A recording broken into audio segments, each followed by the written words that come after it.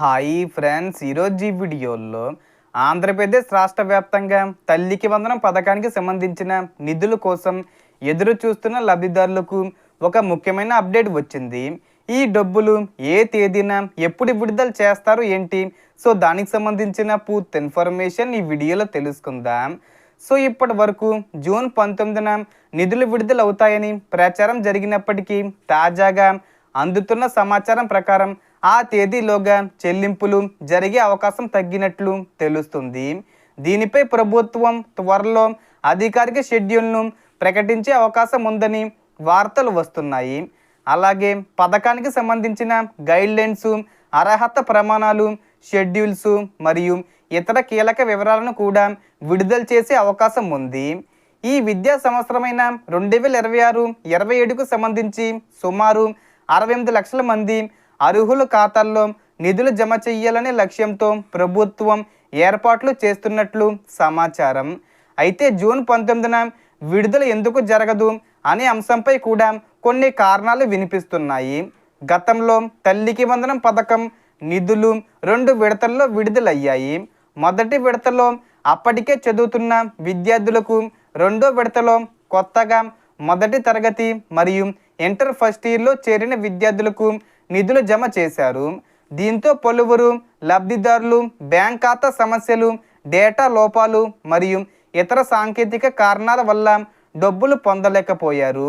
ఈసారి అలాంటి ఇబ్బందులు లేకుండా ఒకే విడతలో అందరికీ నిధులు విడుదల చేయాలనే ఉద్దేశంతో ప్రభుత్వం ముందుకు వెళ్తుందని సమాచారం.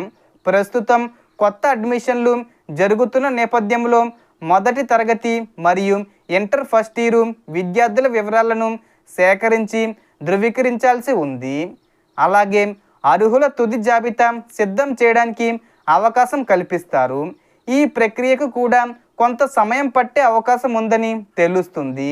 అందువల్ల నిధుల విడుదల, కొత్త విద్యార్థుల డేటా వెరిఫికేషను, అర్హత పరిశీలన మరియు తుది జాబితా ప్రక్రియ పూర్తయ్యాకే చెల్లింపులు ప్రారంభం జూలై నెలకు వెళ్ళే అవకాశం ఎక్కువగా కనిపిస్తున్నాయి. కొందరు జూలై మొదటి వారంలోనే నిధులు విడుదల కావచ్చని చెబుతున్నప్పటికీ అవకాశం ఉందని అంచనా వేస్తున్నారు. మరో ముఖ్యమైన విషయం ఏమిటంటే, గతంలో లక్షలాది మంది లబ్ధిదారులు బ్యాంక్ ఖాతాలకు సంబంధించిన సమస్యల వల్ల డబ్బులు పొందలేకపోయారు. కాబట్టి మీ బ్యాంక్ ఖాతాకు ఆధార్ లింకే ఉందో లేదో తప్పనిసరిగా పరిశీలించండి. అలాగే ఎన్పిసి మ్యాపింగ్ కూడా యాక్టివ్లో ఉందో లేదో చెక్ చేసుకోవాలి. చాలామంది ఆధార్ లింకు మరియు ఎన్పిసి మ్యాపింగు రెండు ఒకటే అనుకుంటారు, కానీ అవి వేరువేరు ప్రక్రియలు. మీకు దగ్గరలోని బ్యాంకు లేదా సర్వీస్ సెంటర్లో వీటిని ధృవీకరించుకోవచ్చు. అదనంగా మొబైల్ నెంబర్ కూడా బ్యాంక్ ఖాతాకు లింకు చేసుకుంటే డబ్బులు జమైన వెంటనే ఎస్ఎంఎస్ అలర్ట్స్ అందుతాయి. ముఖ్యంగా ఇంటర్ ఫస్ట్ ఇయర్ ఎస్సీ విద్యార్థులు ఇంకా వ్యక్తిగత బ్యాంక్ ఖాతా తెరవకపోతే వెంటనే అవకాశం ఉంటుంది.